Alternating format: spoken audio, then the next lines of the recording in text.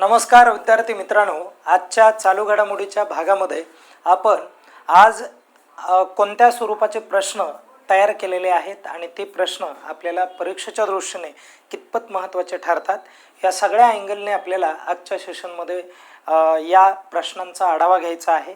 विद्यार्थी मित्रांनो, मी assistant professor Ramesh Ghorpade. आपण हा जो पहिला प्रश्न आहे तो खूप महत्त्वाचा आहे परीक्षेच्या दृष्टीने। आपण बघूयात, महाराष्ट्राचं अतिशय नामवंत व्यक्तिमत्व आहे आणि त्या संदर्भात आपण एकदा व्यवस्थित चेक करूयात। बघा काय म्हटलंय तर या ठिकाणी क्रांतिसिंग नाना पाटील यांचा हा चरित्रपर ग्रंथ कोणी लिहिला ज्यांचे नुकतेच काय झालेले आहे, निधन झालेले आहे। अशा प्रकारे या ठिकाणी प्रश्न आपण तयार केला आहे। विद्यार्थी मित्रांनो, हे जे व्यक्तिमत्व आहे हे इतिहास या विषयाच्या संदर्भातील आहे आणि इतिहासमध्ये भरगच्च किंवा भरीव अशी कामगिरी करणारं हे व्यक्तिमत्व आहे। यांनी आधुनिक भारताचा इतिहास, त्यानंतर महाराष्ट्राचा जो काय स्वातंत्र्याचा इतिहास आहे, त्यानंतर भारताच्या स्वातंत्र्य चळवळीमध्ये कशा प्रकारे या ठिकाणी मध्ये बदल झाला आणि विशेषतः छत्रपती शिवाजी महाराजांच्या संदर्भामध्ये असलेला जो काय शिवकालीन इतिहास आहे, या इतिहासाचं वास्तव चित्रण करणारं व्यक्तिमत्व म्हणजे ही व्यक्ती आणि ज्यांचं नाव काय आहे तर तुम्हाला देखील माहिती असेल, जयसिंगराव पवार आहेत। बघा, डॉक्टर जयसिंगराव पवार। आणि जयसिंगराव पवारांचं जे काही पुस्तक आहे मित्रांनो, हे आपल्या स्पर्धा परीक्षाच्या क्षेत्रामध्ये मोठ्या प्रमाणात वापरलं जाणारं पुस्तक आहे। यांचं योगदान हे निश्चितच खूप जबरदस्त आहे आणि हुशार व्यक्तिमत्व म्हणून इतिहासाच्या दृष्टीने आपल्या समोर आलेलं आहे। या सर्व गोष्टी आपल्याला या ठिकाणी विचारात घ्याव्या लागतात। बघा, आपण थोडंसं पुढे जाऊयात। काय म्हटलंय बघा, भारतातील पहिली मुस्लिम महिला जी न्यूरो सर्जन आहे। बघा काय आहे, न्यूरो सर्जन आहे। आणि मला एकदा तुम्ही कमेंट करून सांगा की न्यूरोलॉजिस्ट जो असतो हा न्यूरोलॉजिस्ट कशाचा डॉक्टर असतो, तेवढं एकदा कमेंट करून सांगा। विद्यार्थी मित्रांनो लक्ष द्या, न्यूरो सर्जन होण्याचा बहुमान जो आहे हा बहुमान नेमकं कुणी प्राप्त केला, कुणी मिळवला, तर हे एकदा इथे क्लिअर करूयात। तर याचं करेक्ट उत्तर आहे डॉक्टर मरियम आफिफा अन्सारी यांनी काय केलेला आहे, हा जो बहुमान आहे हा बहुमान त्यांनी प्राप्त केलेला आहे आणि अधिकृत भारताच्या पहिल्या मुस्लिम महिला न्यूरोसर्जन म्हणून त्या पुढे आलेल्या आहेत। हे देखील तेवढंच महत्त्वाचं आहे। या ठिकाणी लक्षात ठेवा की अशा प्रकारच्या ज्या काय म्हणजे रेकॉर्ड बनवणाऱ्या ज्या काय घटना असतात या आपल्याला परीक्षेला विचारल्या जातात। विद्यार्थी मित्रांनो, ज्या एखाद्या क्षेत्रामध्ये जी भरीव कामगिरी करणारे किंवा पहिले असणारे जे काही लोक आहेत अशा स्वरूपाचे आपल्याला परीक्षेला सर्रास विचारलेले बघायला मिळतात, म्हणून असे आपण प्रश्न टाकलेले। पुढे जाऊयात। बघा, महाराष्ट्र राज्य मार्ग परिवहन मंडळ जे आहे या मंडळाच्या कोणत्या नवीन स्मार्ट बसची पाहणी करण्यासाठी मुख्यमंत्री देवेंद्र फडणवीस यांनी पाहणी केलेली आहे, त्या बसचं नाव काय आहे तर त्या बसचं नाव काय आहे, राजमाता जिजाऊ अशा पद्धतीची ही एक स्मार्ट बस असणार आहे आणि नवीन बस असणार आहे।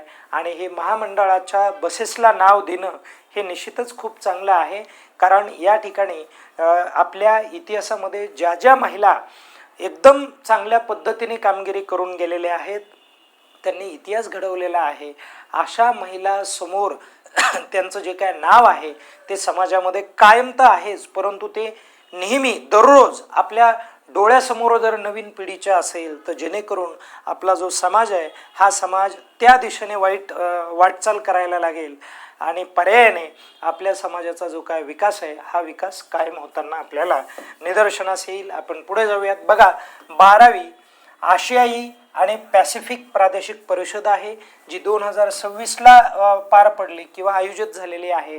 आणि विद्यार्थी मित्रांनो लक्षात घ्या, या गोष्टी महत्त्वाच्या आहेत। आशियाई आणि पॅसिफिक प्रादेशिक परिषद 2026 ही कुठे आयोजित झाली तर ही प्रामुख्याने नवी दिल्ली या ठिकाणी काय झालेली आहे, आयोजित झालेली आहे, म्हणून हे देखील लक्षात ठेवावं लागेल। बघा, अमेरिकेने ग्वाम येथे आयोजित केलेल्या सी ड्रॅगन 2026 सरावामध्ये, ओके, हा लष्करी सराव आहे, नौदलाचा सराव आहे, भारतासोबत कोणते देश सहभागी झाले अशा पद्धतीचा प्रश्न विचारलेला आहे आणि याचं करेक्ट उत्तर आहे ऑस्ट्रेलिया, जपान, न्यूझीलंड. म्हणून आपलं बघा या ठिकाणी तिसरा जो काय पर्याय आहे हा बरोबर असणार आहे. अशा पद्धतीचे आपल्याला प्रश्न विचारलेले आहेत. आता हे खूप महत्त्वाचं आहे बघा, काय म्हटलंय त्याला, multinational cooperation at sea India joins की एक्सरसाइज अशा पद्धतीने याला नाव दिलेलं आहे. सी ड्रॅगन एक्सरसाइज आहे, हेही लक्षात राहू द्या. यामध्ये किती देशांचा सहभाग आहे बघा, ऑस्ट्रेलिया, जपान, न्यूझीलंड आणि भारत आणि त्याचबरोबर अमेरिका, अशा 5 देशांचा सहभाग या ठिकाणी आपल्याला बघायला मिळतोय. आणि ही संरक्षणाच्या दृष्टीने महत्त्वाची गोष्ट या ठिकाणी असल्यामुळे हे आपल्याला लक्षात ठेवावं लागणार आहे. आता पुढे जाऊयात आपण बघा, रेडिओ खगोलशास्त्रातील कार्यासाठी MP बिर्ला मेमोरियल पुरस्कार हा जो आहे हा महत्त्वाचा पुरस्कार आहे बघा. MP बिर्ला मेमोरियल पुरस्कार 2025 हा कुणाला मिळाला, तर याचं करेक्ट उत्तर काय बघा, प्रोफेसर यशवंत गुप्ता यांना मिळालेला आहे. म्हणून हे देखील लक्षात राहू द्या, या गोष्टी गरजेच्या आहेत. आपल्याला परीक्षेला प्रश्न विचारला जाईल. याचं वितरण कधी झालं होतं, 13 मार्च 2026 वितरण झालं होतं. आपण जाऊयात नेक्स्ट प्रश्नाकडे. बघा, आर्थिक वर्ष 2024-25 मध्ये भारतातील सर्वात मोठे वस्त्र निर्यातदार राज्य कोणतं राहिलेलं आहे, वस्त्राची निर्यात करणारं भारतातलं कोणतं राज्य ठरलंय, तर त्याचं करेक्ट उत्तर आहे तमिळनाडू. म्हणून हे देखील आपल्याला कायम लक्षात ठेवावं लागेल. विद्यार्थी मित्रांनो, पुढे जाऊयात. बघा काय म्हटलंय, दुसऱ्या दिवशी डिलिव्हरी हमी देणारी 24 स्पीड पोस्ट जी आहे ती सेवा कोणत्या विभागाने सुरू केली, तर याचं करेक्ट उत्तर काय आहे, टपाल विभागाने चालू केलेली आहे.